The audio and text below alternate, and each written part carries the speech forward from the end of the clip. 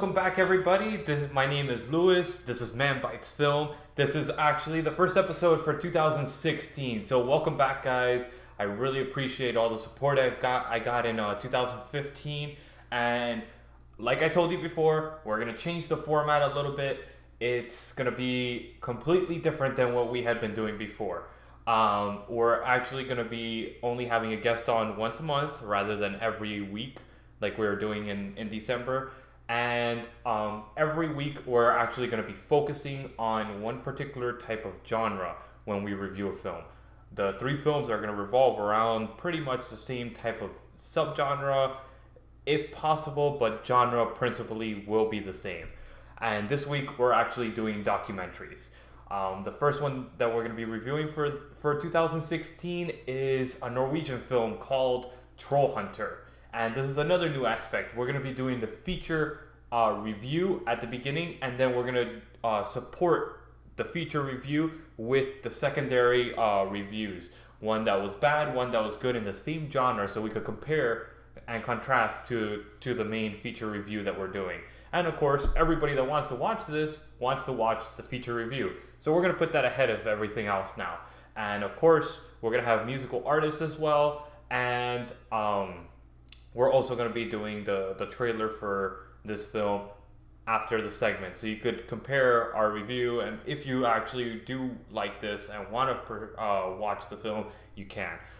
Troll Hunter. It's a film directed by Andre Alvendahl. Horrible with names. It's a mockumentary actually in 2010, and this is based around this Norwegian film crew that wanted to follow around a hunter. And they end up finding around a famous hunter that hunts trolls. It says it in the title, so it's not a spoiler. And that's another thing. No spoilers on any of these reviews. I'm just going to be reviewing the film itself as a piece of art. All right. Troll Hunter, the main guy, the character names, I can't pronounce them. I'm not even going to try because I'm going to butcher them. So the film crew follow this hunter, and they follow him by sheer accident and go on this crazy adventure hunting these trolls. And I don't want to go into too much details in regards to what this guy actually does, because it will be a major spoiler if I do.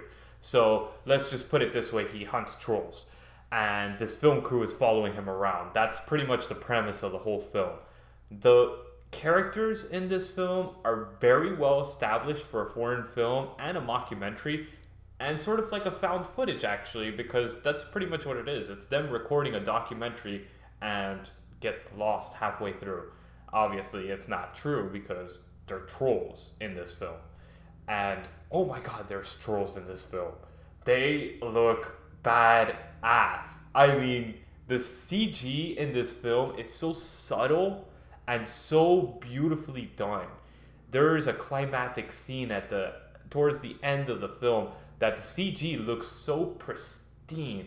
I mean, wow, pristine. It's beautifully shot, beautifully integrated into the actual film it works so well. It's amazing because CGI nowadays is so over the top and so grandiose and all this stuff, and it doesn't work well. All right, I like the subtlety. Just like the Star Wars subtlety with the CGI and everything, it was fantastic. It made such a beautiful point, and I thought it worked so well with this film. The characters established little by little their different personas, and they really do establish great personas. And it builds the tension because each persona wants a certain thing from the film, and one is just a horny douche that wants to be the star. Another one, he's actually just motivated to film. He just wants to do this. Just pretty much I identified with him because I personally identify with this character. I love films. I love doing films. And since I failed at that, I'm doing this. So you still find a way to do something. And that's what this character does. He finds a way to do something because he doesn't want to do documentaries. At least that's the perspective that I got from him. And then the hunter. He is just this badass army dude that he, like, I guess he failed at the army, so he was a special ranger and this and that and the other, and he works for something, and they hunt trolls. That's pretty much the whole premise of the film. It is a fantastic find. I've been hearing about this since 2010 from various people. Everybody that I know has mentioned this film at one point or another that's related to film that I know. And they've been telling me, oh, check it out, check it out. And I'm like, it sounds stupid. The trailer was ridiculous. It's good. Check it out. Mockumentary, Troll Hunter. It's on Netflix. And yes, it is a fantastic movie. Do not miss it. All right, now the next documentary that we're going to be reviewing is What I Hated. Silk and Bleach. This was Benjamin Startler. It's pretty much follows the what do you call it? The story about what happened to Kurt Cobain, and it follows it in the perspective of this PI that was hired by Cobain's what do you call it? Wife, Courtney Love, and Courtney Love is a psycho bitch. First of all, second of all, it actually has real audio from Courtney Love and this PI that was hired. It's dramatized. It looks like a Lifetime original wannabe movie, and it just falls flat. It has no point. It does not have any redeeming qualities whatsoever. This is streaming on Netflix too. Avoid it at all costs. Bad acting. The flow is horrible. It's interrupted momentarily by really interesting audio from the actual events that this guy was hired for, and then it's cut by traumatization, and it just, oh god, it's horrible. These guys look like porn actors or something. That's how bad the acting is in them. I have nothing else to say about it. I'm not going to be bashing on a movie continuously for 5 minutes. That's just ridiculous. So I'm going to go and tell you this is a bad movie and why it's a bad movie and why I didn't enjoy it. All right. Next one. This was a fantastic movie. I really enjoyed it. This was actually something that was mentioned to a good friend of mine because everybody knows, and if you don't know, I live in Orlando and I used to work in Dr. Phillips area. It's a very prestigious, very high-end neighborhood, and they brought this film to our attention because it was a family that lives in the area. It's called Queen of Versailles.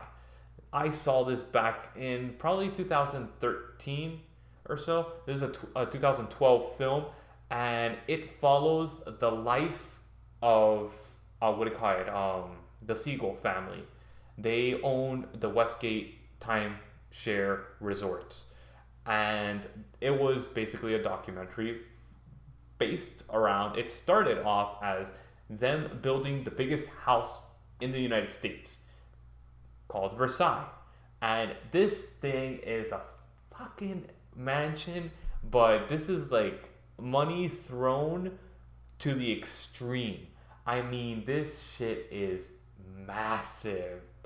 All right, they had hundreds and hundreds and hundreds of thousands of pounds of marble. All the floors were marble in this mansion. I mean, literally, it looks like a resort in itself. And he copied all the designs and everything from the French mansion of Versailles. And he brought exquisite pieces of art that were incorporated into the actual building of the home and everything. And this documentarian, Lauren Greenfield, got caught right when the economy crashed, and they took it hard. The Westgate Resort had also resorts in Las Vegas and in Orlando. Those were the two money makers. Vegas completely took a shit, and because of that, the building of Versailles got put on hold.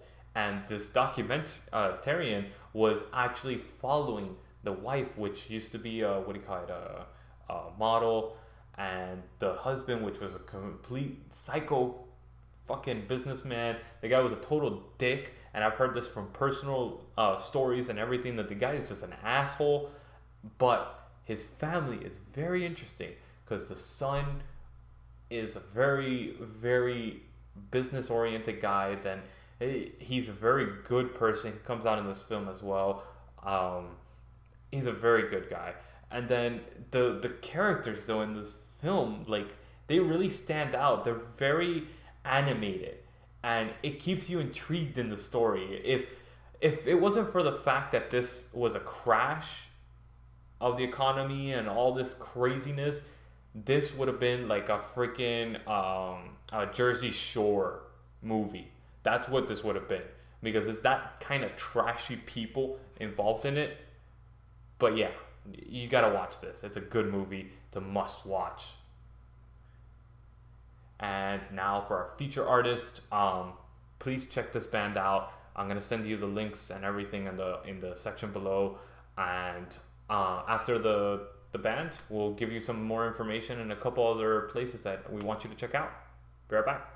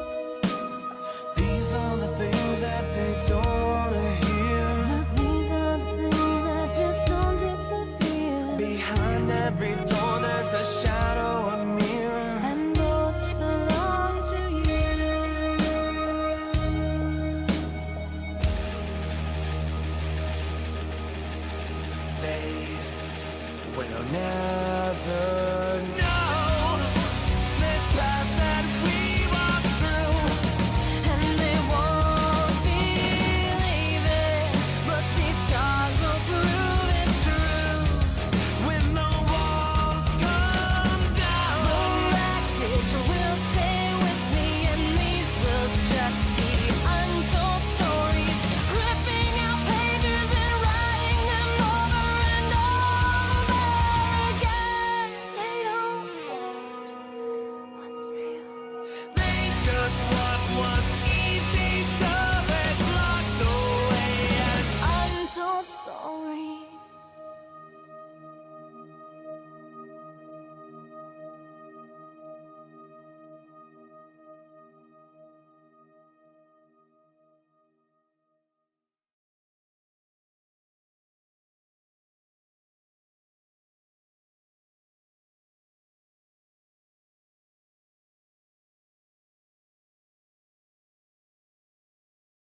All right, guys. I hope you like the feature artist this week, and please check out Game Manners website. This is Brandon's little YouTube channel. Check them out. They're actually really cool. If you're interested in full-on long conversations that you could download about film, check out the Film Vault. These guys are really cool people. I love watching their stuff. I listen to their stuff all the time, and they're actually the reason that I started this show. They gave me the inspiration for this show. Also, check out the Film Club as well. We're working with them sort of as a friendship type of thing. It's really cool. Their show is actually really interesting as well.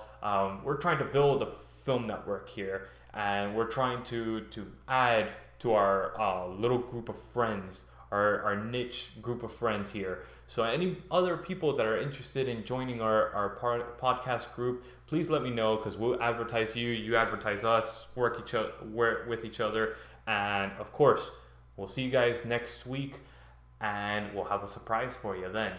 All right, talk to you guys later. See you guys. This was Man Bites Film, new episode 2016.